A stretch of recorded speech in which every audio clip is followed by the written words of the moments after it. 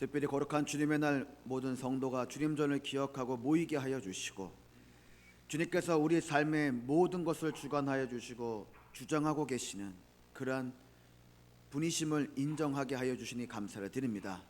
이 자리에 모인 성도들, 삶의 인생의 짐을 주님 앞에 내어놓으니 주님 맡아주시고, 주님 말씀을 통하여 힘을 얻고 용기를 얻고 치유와 회복의 은혜를 입는 귀한 시간 되게 하여 주옵소서.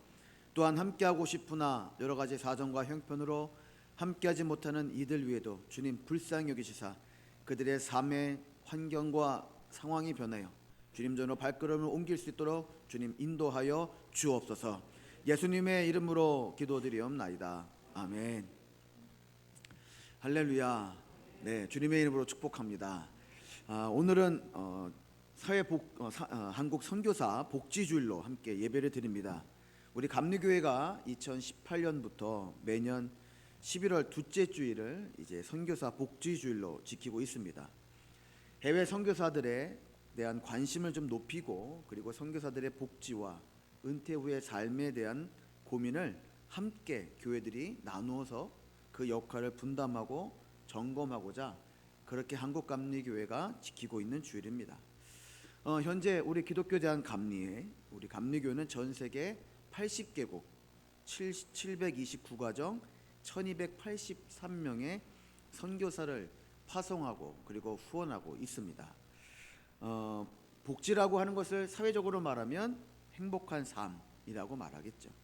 또 신앙적으로 생각해 보면 하나님과 성도들의 축복 속에 사는 삶을 우리가 복지다, 신앙적인 복지다라고 말할 것입니다. 그렇게 보면 선교사의 복지를 고민한다는 것은 선교사의 행복한 삶, 바로 하나님과 성도들의 축복 속에 사는 삶을 함께 고민한다는 말일 것이고, 이것은 미래만이 아닌 현재의 삶의 행복을 말하는 것이기도 합니다. 우리가 오늘 본문을 말씀을 통해서 함께 은혜를 나누면서 선교사님들에 대한 삶에 대해서, 또 그의 사역에 대해서 한번 고민도 같이 하고, 또 행복한 삶이 어떤 삶인가, 하나님이 축복하시고 성도들이 축복하는 삶은 어떤 삶인가, 또 어떤 그런 삶들을 위해서 우리를 부르시고 그 안에 하나님 뜻이 무엇인가를 함께 깨닫는 시간 되기를 간절히 소망합니다. 특별히 우리가 하나님께서 이 땅에 보내신 가정의 선교사, 또 신앙의 선교사, 또 직장과 학교의 선교사로 보내신 그 뜻과 계획도 함께 깨달아서 주신 사명에 충성하며 축복 속에 살아갈 수 있기를 간절히 축원합니다. 오늘의 말씀은 창세기 15장의 말씀입니다. 이 창세기 15장은 아브라함의 축복 여정이 시작되는 창세기 12장 이상으로 아주 중요하게 여기는 말씀입니다. 창세기 12장은 언약의 장이라고 그렇게 별명을 붙여서 말하고, 창세기 15장은 축복의 장이다라고 그렇게 말할 수 있습니다. 창세기 12장에서 하나님은 아브라함에게 본토 친척 아비집을 떠나서 나아가 살면 그를 복의 근원이 되게 하시겠다고 축복 언약을 하셨습니다. 그 언약을 받고 아브라함이 본토 친척 아비의 집을 떠나 하나님이 지시한 땅으로 가서 살게 됩니다. 반면에 창세기 15장에서 보면 하나님은 아브라함이 준비한 재물 사이로 횃불이 지나가게 하셔서 그를 축복하시는 장면이 나오죠. 12장의 축복의 언약처럼 15장에서는 실제로 아브라함을 축복하는 그런 모습이 나오고 있습니다. 그 모습 가운데 오늘 본문이 우리에게 중요하게 주는 축복 속에 살아야 되는 그 의미를 몇 가지로 말씀해 주고 있습니다. 오늘은 우리가 그 말씀을 네 가지로 함께 나누어서 말씀을 듣고자 합니다. 첫 번째는 축복 속에 살려고 한다면 비전이 뚜렷해야 됨을 우리에게 말씀해 주고 있습니다. 5절 말씀을 보면 그를 이끌고 밖으로 나가 이르시되 하늘을 우러러 무뼈를 셀 수 있나 보라. 또 그에게 이르시되 내 자손이 이와 같으리라 라고 말씀을 합니다. 하나님은 아브라함에게 축복을 약속하시면서 무별, 하늘에 있는 모든 별을 보게 하셨다는 거죠. 그 장면은 비전의 중요성을 우리에게 상징적으로 보여주고 있습니다. 축복을 원한다면, 내가 복받기를 원한다면 그 이전에 영적인 그림과 비전을 이미 가지고 있어야 한다는 거예요. 세상에서도 성공하려고 하면 어떡합니까? 인생의 설계를 멋지게 하죠. 아이들이 이제 공부할 때가 되면 엄마가 뭐라고 그럽니까? 아이들에게 하루 일과표를 잘 정해보라고 하죠. 몇 시에 자서 몇 시 일어나서 세수를 하고 밥을 먹고 학교 갔다가 와서 무엇을 할지를 다 이렇게 계획표를 짜보라고 말합니다. 우리가 인생의 축복을 원하면 그 축복에 해당하는 영적인 그림과 설계와 비전을 갖는 게 중요하다는 거죠. 집을 지으려고 하면 그 전에 설계도가 있어야 하는 것처럼 미래의 나의 삶을 내가 복되게 하려면 나와 우리 가정이 어떻게 살아가야 되는가에 대한 그 축복의 집을 짓는 설계도, 비전도 잘 가져야 한다는 말입니다. 우리가 가끔씩 가정의 인테리어를 한 번씩 바꿀 때가 있어요. 그때 구체적으로 이곳에선 무엇을 만들고 뭐 싱크대는 뭘로 바꾸고 뭐 이렇게 쭉 잘 해놓으면 시간과 비용을 아주 절약하게 되죠. 그리고 더 아름답고 실용적으로 꾸밀 수가 있습니다. 왜냐하면 한번 인테리어를 하고 나면 다시 그것을 뜯어서 수리하기가 용이하지 않기 때문에 그렇죠. 무슨 일을 하든지 내가 잘 알아보고 준비하고 설계해서 그 일을 마감을 하면 언제나 실용적이고 비용도 절감이 되고 시간도 절감된다고 하는 거죠. 마찬가지로 영적인 비전이 뚜렷하면 훨씬 더 나은 내 인생을 명품으로 살게 할 수 있다고 하는 겁니다. 그런데 비전이 없으면 축복을 좀 작은 것은 받을 수 있지만 큰 축복을 받기에는 매우 부족하다는 거죠. 그래서 성공적인 인생을 살기 위해서는 뚜렷한 비전을 가지고 그 비전을 성취하기 위해서 계속 꿈꾸고 계속 생각하고 계속 바라보고 계속 도전해야 될 줄로 믿습니다. 우리가 지난주에 새생명 축제를 했습니다. 여러분들이 방문해 주셔서 감사를 드립니다. 특별히 지난주에 예배가 다 끝나고 내려가 보니까 검단에 사시는 분들이 아이를 데리고 와서 그 에어바운스에서 아이가 놀고 있더라고요. 간사님이 올라오셔서 목사님 저 검단에서 오셨는데 한번 만나시면 좋겠습니다 라고 해서 내려갔더니 그분들이 동화마을에 평일이라 쉬는 날이라 주리니까 일반인들은 쉬는 날이니까 동화마을에 놀러 왔는데 주차장이 꽉 차서 주차할 데가 없어서 저 끝에서부터 이 송월도까지 올라오다 보니까 교회가 있더라는 거예요. 근데 거기에 에어바운스가 있으니까 아이가 놀다 가고 싶어서 아이를 내려놓고 부부가 서 있었어요. 그 모습을 보면서 야 이거 이분들을 우리 교회로 오게 하신 것은 하나님께서 뭔가 큰 뜻이 있으시겠다라는 생각을 했습니다. 가깝지도 않은 검단에서 동화마을을 오고 동화마을 주변에 뭐 길가에 주차도 되는데 굳이 이 좁은 골목으로 교회 앞까지 지나가게 했을까? 딸 아이가 신나게 노는 동안 이제 간사님과 우리 정환이가 부모님과 이야기를 나눴다고 해요. 그 이야기 중에 그 부모님이 이러시더라고요. 어머니가 유치원 선생님들이 교회를 다 다니시는데 만날 때마다 자기한테 교회를 다니세요 했다는 거예요. 자기가 교회를 다니면 뭐가 그렇게 좋은지 교회 다니라고 권하는지 몰랐는데 이렇게 와서 아이가 노는데 많은 분들이 환영해 주시기도 하고 잘 놀라고 축복해 주어서 아 교회가 이런 곳이구나. 그래서 교회 다니는 분들이 그렇게 교회 다니라고 하는구나를 알게 되었다라고 하면서 생각이 달라졌다 하시더라고요. 근데 결정적인 건 이제 간사님이 초대장을 가지러 올라오신 사이에 정환이가 토요일 날 우리 교회부에서 나들이가 있으니까 오시라고 얘기를 했나 봐요. 근데 그분이 알았다고 하시고 이제 가셨는데 카톡을 주고받으면서 오실까 안 오실까 걱정을 했는데 오시겠다는 거예요. 토요일 날. 그래서 어제 그분이 오시고 딸아이의 친구와 친구의 어머니까지 오셨어요. 물론 검단에서 여기까지 오는 게 쉽지 않으니까 우리 박건민 권사님과 이진호 장로님이 오고 가는 운행을 다 해주셨죠. 제가 그 이야기를 할 때 사역자들한테 그랬습니다. 야 이번 기회에 우리 교회도 검단에 속해 좀 하나 만들어보자 라고 얘기했어요. 뭐 별거 아닌 것 같이 에어바운스 설치하면 돈도 들어가고 뭐 얼마나 온다고 하느냐 하지만 제 마음은 그래요. 그분이 우리 교회에 출석하지 않고 그 아이가 우리 교회에 출석하지 않아도 이번 기회 하나님이 여러 사람을 통해 하나님 만날 수 있는 기회를 허락했는데 그동안 못 만나고 있었는데 우리 교회를 통해서 어느 교회 가시든지 집 앞에 교회를 가시든지 가시면 저 워터바운스에 투자한 돈보다 하늘의 상급이 우리 교회에 더 크겠다라는 생각을 갖게 되었어요. 그러면 된 거 아니겠어요? 그 가정을 통해서 친구의 가정까지 구원받으면 저 워터파운스가 3천만 원이고 3억이어도 저는 그것보다 더 큰 상급 우리가 얻었다고 믿습니다. 여러분, 하나님이 비전을 가지고 시도하게 하시고 도전하게 하시는데 그 이유가 뭐냐?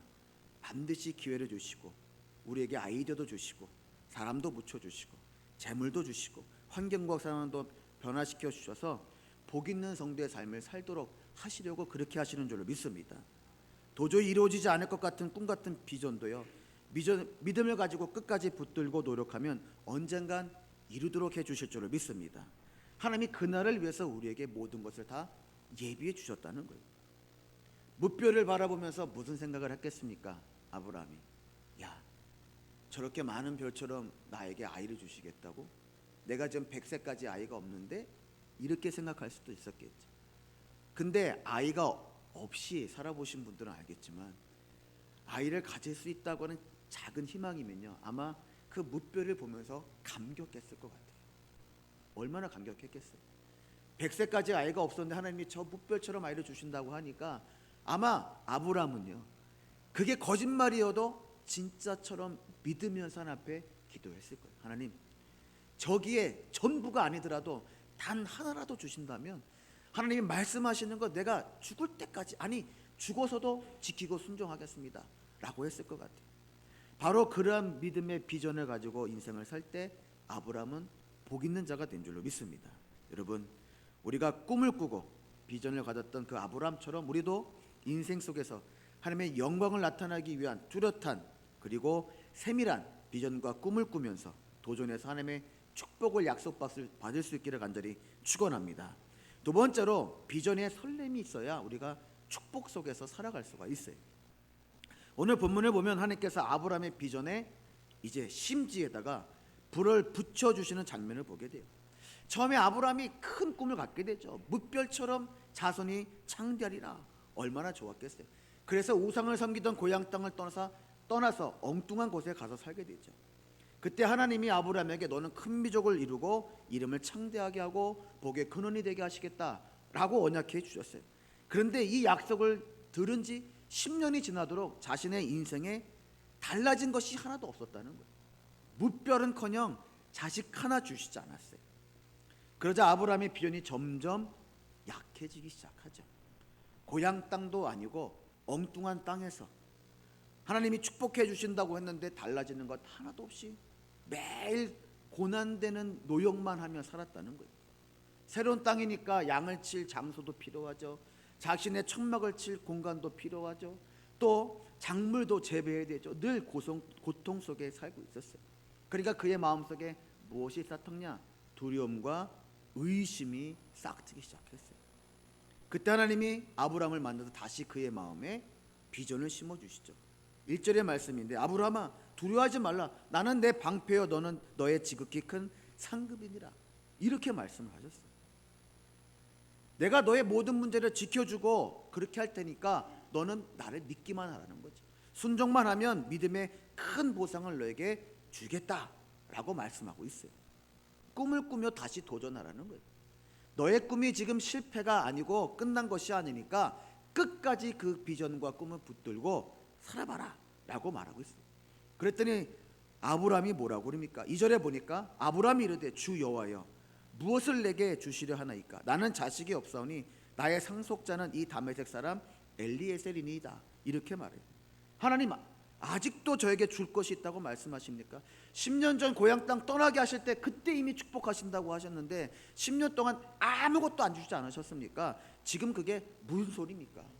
하늘의 무별처럼 자식을 많이 준다고요? 단 하나라도 좀 줘보십시오 라고 그렇게 했다는 거예요. 그러면서 집에서 키우던 종 나의 다메섹 출신의 엘리에셀에게 내 거 다 주고 말겠습니다. 뭔 믿음의 가문이고 신앙의 명문가입니까? 다 필요 없습니다 라고 그렇게 했다는 거예요.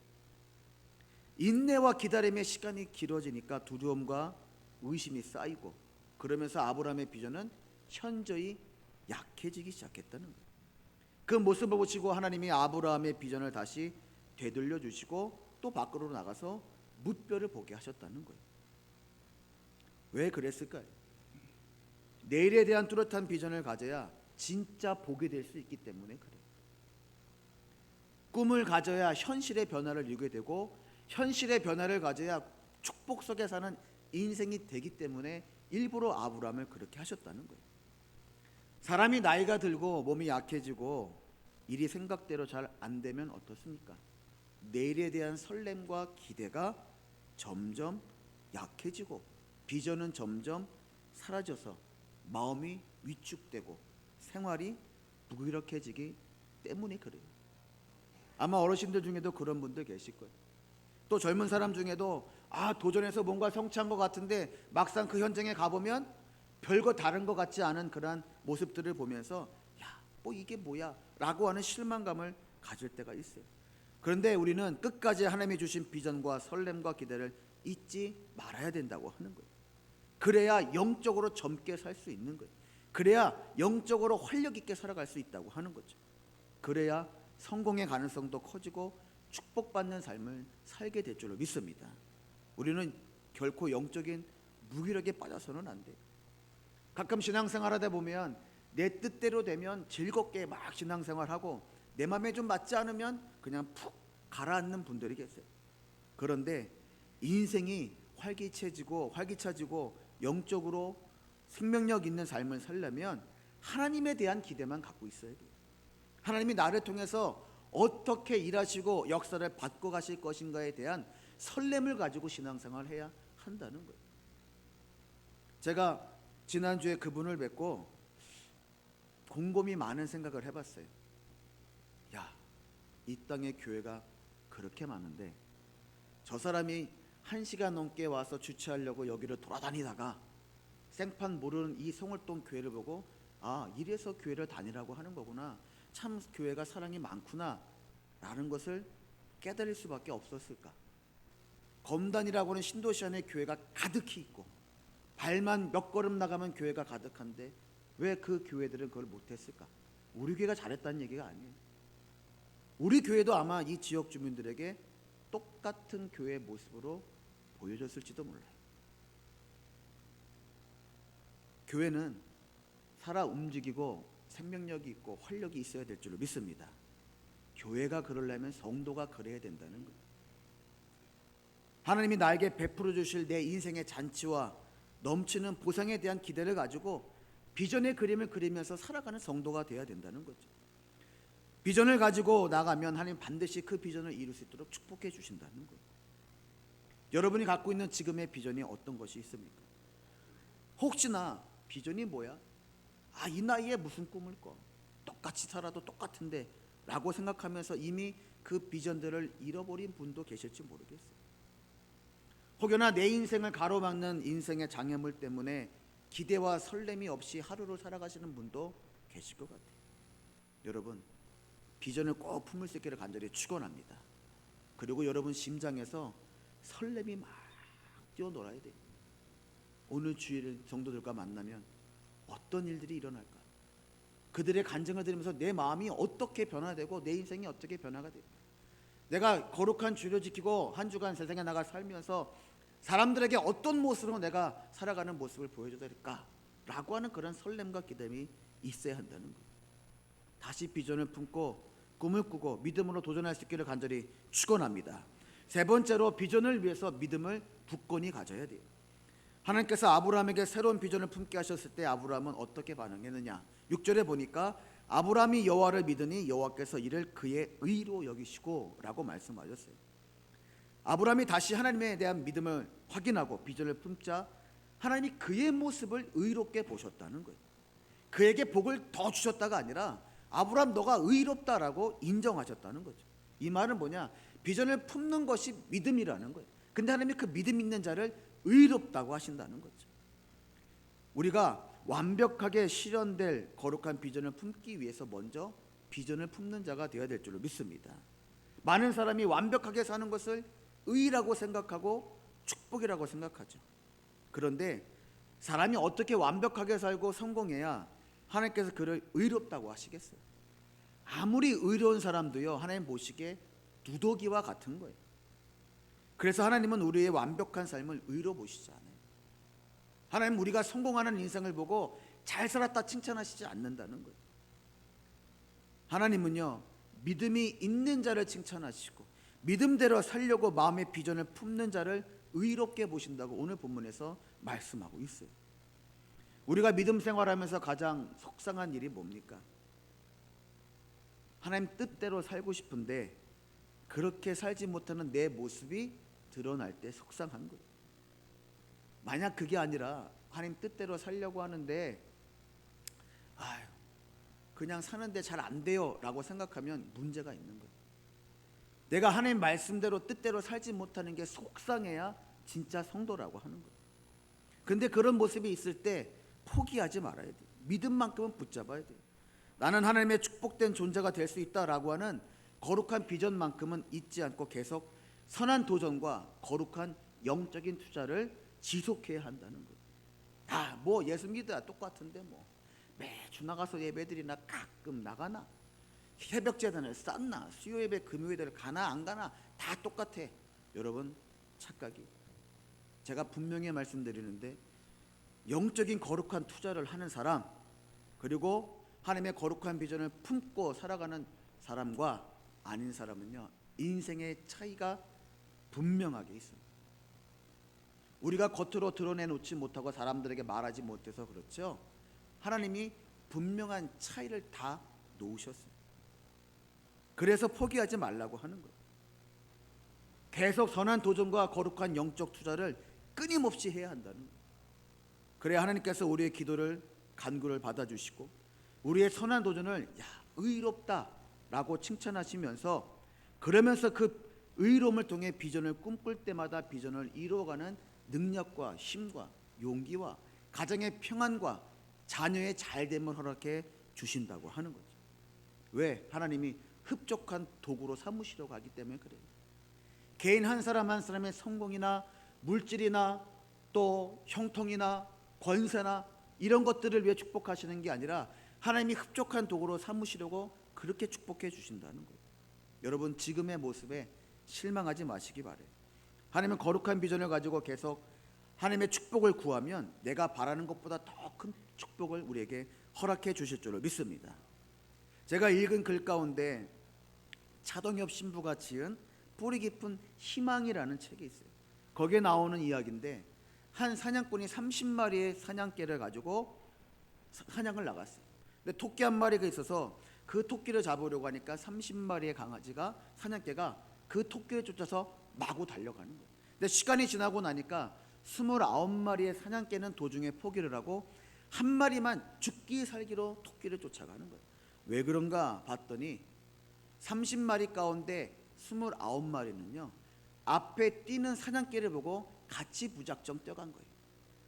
걔는 그 토끼를 보지 않았기 때문에 좀 뛰다가 숨이 차면 29마리는 다 도중에 포기했어요.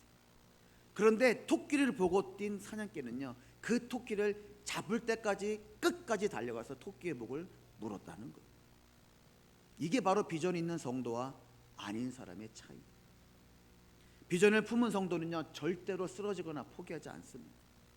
토끼를 발견한 그 사냥개가 끝까지 30마리 가운데 한 마리로 남아서 그 토끼를 잡을 때까지 달려갔던 것처럼 비전을 품은 사람은 어떤 난관이 와도 중도에 쓰러지지 않는다고 하는 거예요. 반면에 비전이 없는 사람은요 작은 시련에도 쉽게 무릎을 꿇고 말아요.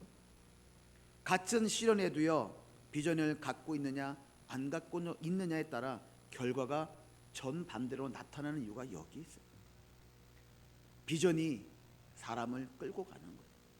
비전 있는 신앙이요 성도를 천국까지 이끌어 간다는 거예요. 우리도 말씀과 비전을 붙들고 살면서 우리의 상상을 초월한 가장 최고의 길을 여러분에게 열어주시는 하나님을 의지하고 그 은혜가 여러분 인생 가운데 특별히 인생의 실패와 좌절의 순간에 더욱 충만해져서 다시 역전하는 인생이 될 수 있기를 간절히 축원합니다. 끝으로 우리가 그래서 축복 속에 살아가야 합니다. 오늘 본문에서 하나님이 아브라함에게 하신 축복의 약속은 아브라함에게만 유효한 것이 아니었죠. 그 축복의 약속은 그의 계보를 통해 지금 우리에게도 유효하고 있어요. 그 축복의 약속이 결코 깨어지지 않았다는 거예요. 사람이 믿음이 없고 마음에 문을 닫아서 축복을 받지 못하는 것이지 하나님이 변하셔서 시간이 오래돼서 그래서 한번 약속하신 그 축복을 끊는 경우는 없다고 하는 거예요. 오늘도 하나님의 축복 약속을 믿고 기도할 수 있기를 간절히 부탁을 드립니다. 우리가 기도하는데 이렇게 기도하면 좋겠어요. 제가 오늘 화면에 띄워놔 주세요. 함께 기도하는데 이 기도처럼 기도하고 우리도 축복 속에 살 수 있기를 축복합니다. 함께 기도하겠습니다. 하나님, 저를 구원하실 때부터 이미 저를 향한 아름다운 계획을 가지고 계신 줄 믿습니다. 그 하나님의 계획대로 제가 최상의 삶을 살기를 원합니다. 저에게 시간이 지나도 사라지지 않을 찬란하고 거룩한 비전을 주시고 그 꿈만 같은 비전을 이룰 수 있는 번뜩이는 창조적 지혜도 주시고 비전을 향해 나아가는 길에 장벽이 있어도 실망하지 않는 믿음을 주옵소서. 아멘. 이렇게 기도할 수 있기를 간절히 부탁을 드립니다. 하나님은 여러분을 축복하시기로 이미 작정하셨어요. 그 축복의 약속이 이 땅에서 내 뜻대로 이루어지지 않아도 기뻐해야 됩니다. 왜냐하면 하나님은 반드시 협력하여 선을 이루시는 분이시고 우리에게 이미 천국의 축복을 약속하셨고 이 땅의 보상이 적으면 천국의 보상은 더 클 것이기 때문인 줄 믿습니다. 여러분, 하나님의 축복의 비전은 지금도 유효합니다. 그래서 어떤 경우에도 실망하거나 낙심함으로 지금도 유효한 축복의 비전을 결코 무효로 만들지 말기를 부탁을 드려요. 하나님, 왜 저만 그렇습니까? 왜 저희 가족만, 저희 자녀만 이럽니까? 라고 하는 불평을 하시면 안 된다는 이야기예요. 하나님은 그 순간에도 여러분에게 축복을 지금도 지키고 계십니다.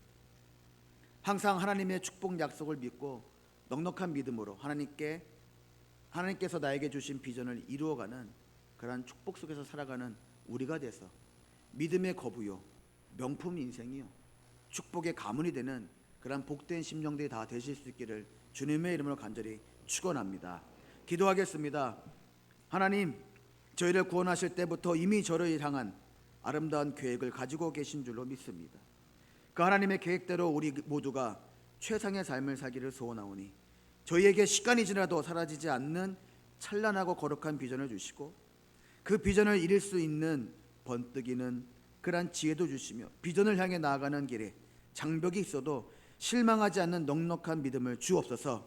하나님께서 우리에게 주신 비전을 이루어가는 믿음의 거부요, 명품 인생이요, 축복의 가문이 다 되게 하여 주옵소서. 예수님의 이름으로 기도드리옵나이다. 아멘.